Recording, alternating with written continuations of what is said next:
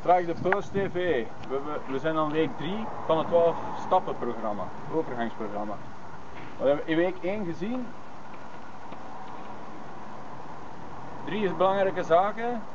De krachtige, veerkrachtige houding, op de ready to go positie, de pose positie, en zeer belangrijk, dat is de standaard van pose running. Daar gaan we in landen.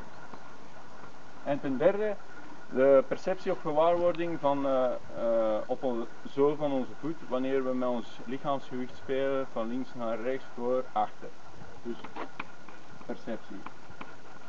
Nu perceptie, daar draait het om bij alle drills, bij pose running, dat we gewaar worden hoe dat we landen, hoe ver dat we voor onze lichaam landen. De bedoeling is zo dicht mogelijk onder het lichaam te landen.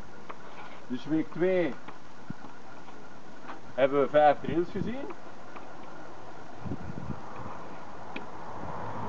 De hops, skips of indianendans, de charleston, pendule en de front lunge. Die 5 drills is een opwarming, warming up, voordat we onze run gaan doen van 20-30 minuten in week 3.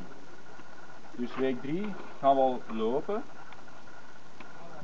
maar gaan we ook het begrip of het nut aantonen van de zwaartekracht tijdens het lopen. Zwaartekracht vallen, dus de versnelling van het vallen en hoe dat we die val tot een einde brengen, het stoppen. Dat gaan we in week 3 zien. Dank u.